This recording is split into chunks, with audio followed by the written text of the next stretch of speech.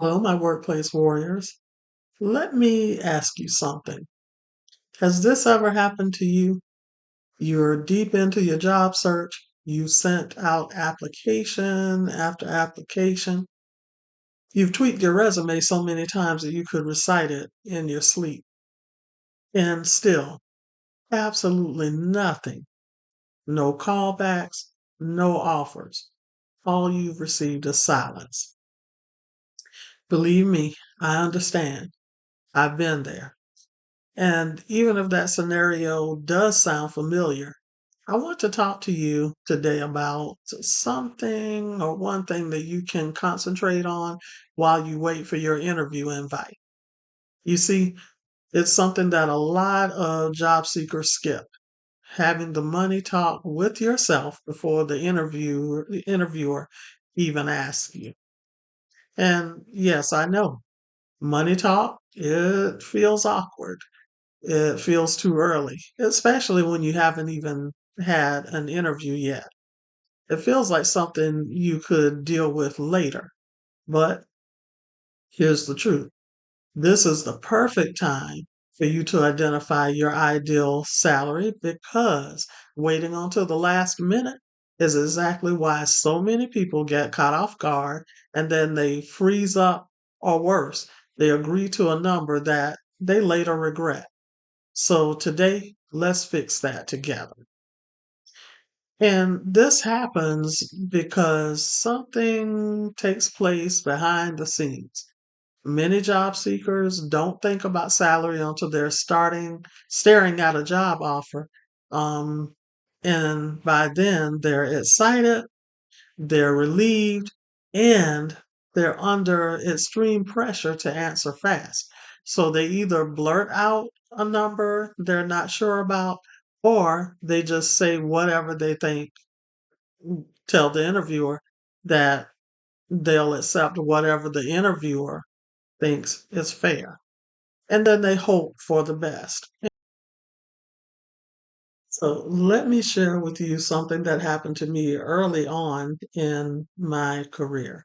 I was relocating here from Memphis, Tennessee to metropolitan Atlanta, and I'd already had some naysayers, if you will, to tell me that it would be difficult for me to relocate to Atlanta because there were already so many highly qualified professionals here.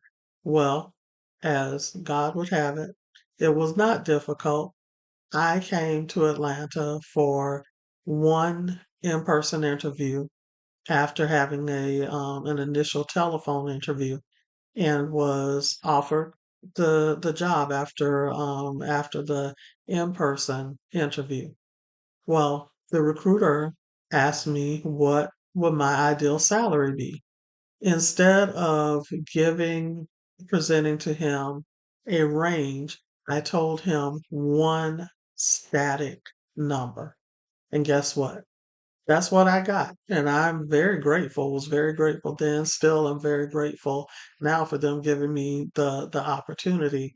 However, I later learned that from my director that I could have earned more, a larger salary had I presented the recruiter with a range because that would have given my director the opportunity to say, I can go this far in that range, um, instead of just focusing on one static number.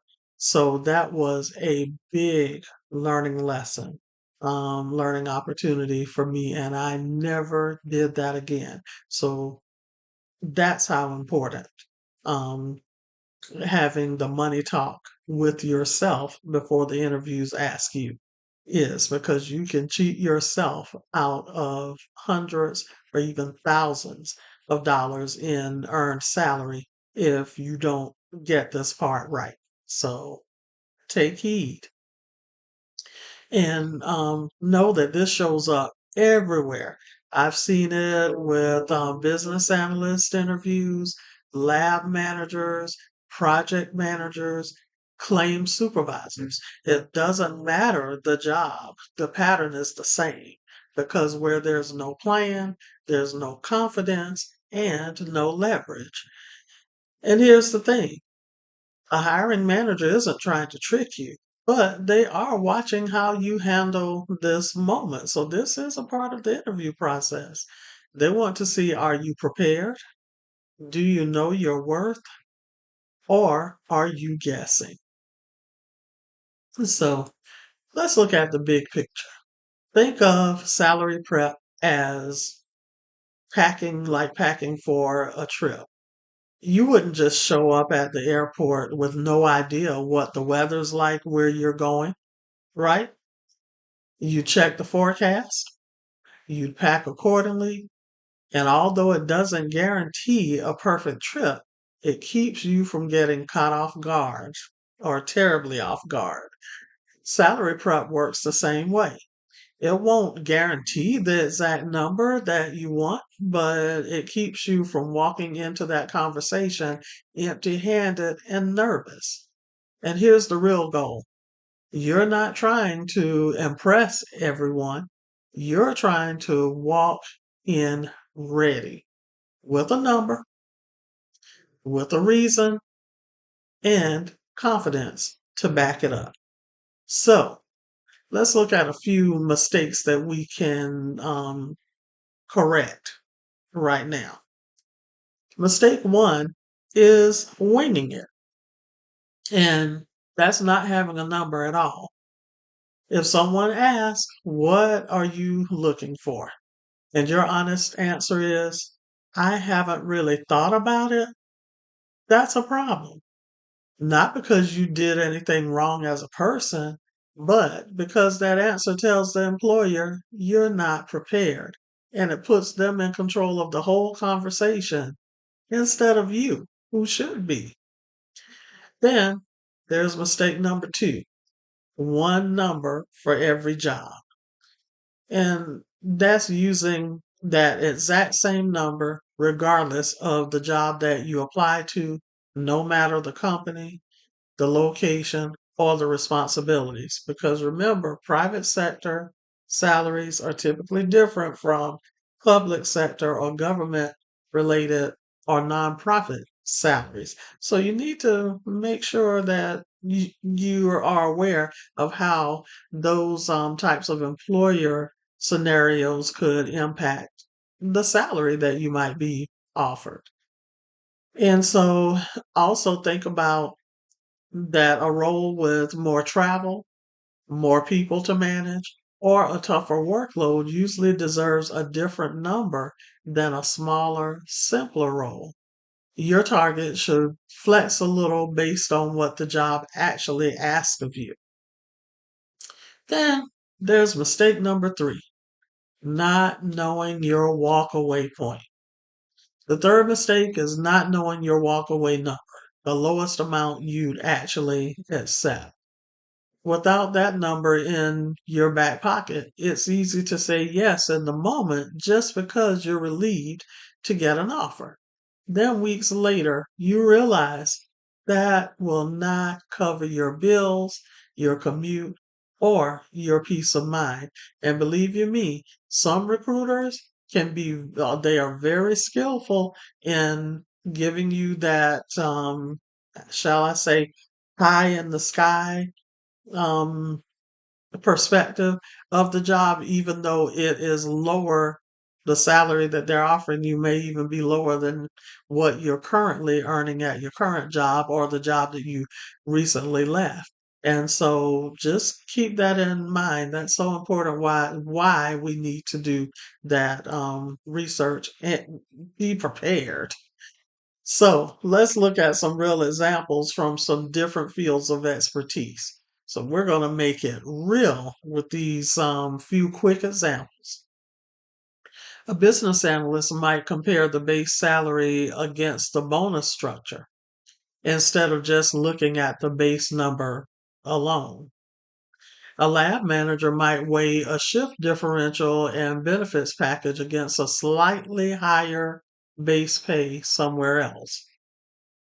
Now, a project manager might factor in their certifications and past delivery record when deciding what to ask for, while a claims supervisor might weigh salary against commute time and workload and just not just the dollar amount. So see the pattern? It's never just about the number on paper. It's about the full picture. So what should we do instead? Well, I'm glad you asked because here's your fix. Before you apply, negotiate, or even interview, build these three things. Your walkaway number, which is the lowest you say yes to. Your target number, which is what you actually want and believe you're worth. And your proof list, real examples of the results you've delivered that support that number. Start with the job posting. Circle the words that repeat, things like manage, reduce costs, lead a team, improve turnaround time. Then ask yourself, where have I actually done this type of work before? That answer becomes your proof. It goes with your resume, your LinkedIn, your interview stories, and yes, your negotiation. So just do this simple test. It's a quick gut check where you'll ask yourself, if I covered my name and the job title, will someone still know what role I'm going for and what I'm worth? If the answer is no, your message and your number might be too fuzzy. If the answer is yes, you're on the right track. So what you should not do is don't throw out a number based on fear or panic. Don't copy a number from a friend in a totally different job or city. Don't wait until the offer call to think about any of this for the first time.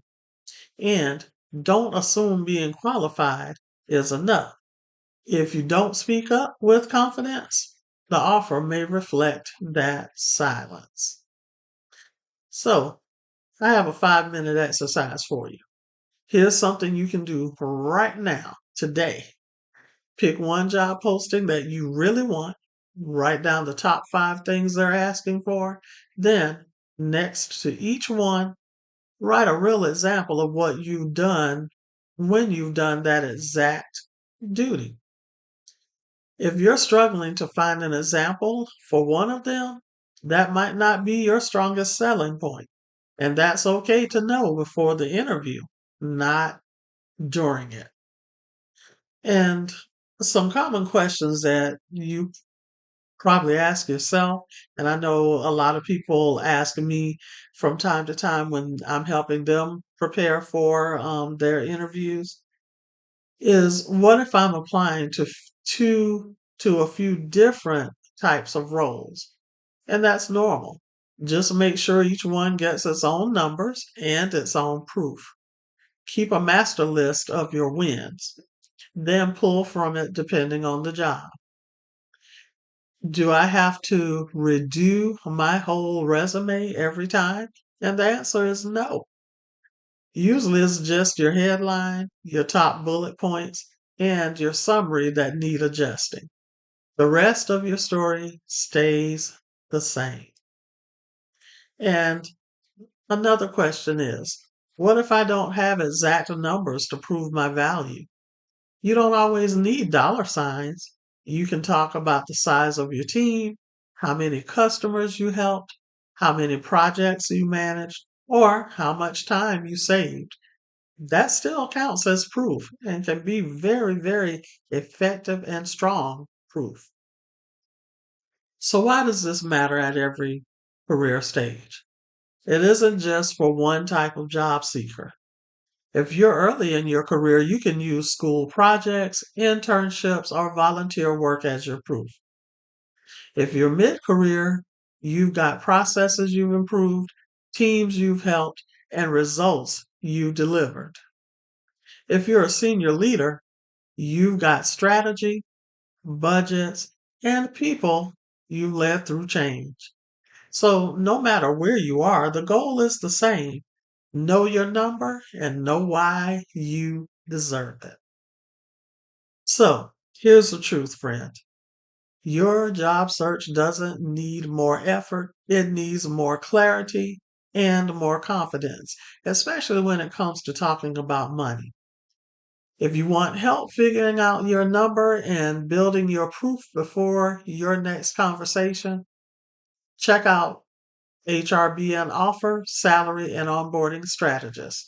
It's built to help you walk in prepared and not panicked. And if you're ready for deeper, more personalized support through a bigger career shift, take a look at Career Search RX and or public to private career transitions. You've worked hard to build your experience. Now let's make sure that experience shows up in the number you deserve and the confidence to ask for it. And let me remind you that my objective is to help you get closer to landing your next career opportunity. So always before you when you watch one of my videos, always keep your watch on the pinned comment section as well as in the description box because I typically drop some additional valuable resources there for you to help you along your job search journey and to support you. So also give me a like if you found value in this content. Share it with your network of other people who are wanting to live their best job, their best career life. And also, when you're comfortable, subscribe to my channel. All of those will tell the algorithms that this is great content that other people need to be aware of, and it'll help me to help more people just like you. So remember that you're not too difficult for having a number in mind. You are prepared, and prepared people get better outcomes. Not because they got lucky, but because they got ready. So this week, do one thing. Figure out your number. Write down your proof and walk into your next conversation like you already know your worth because you do. See you in the next video. Career search success to you. Go get your new job.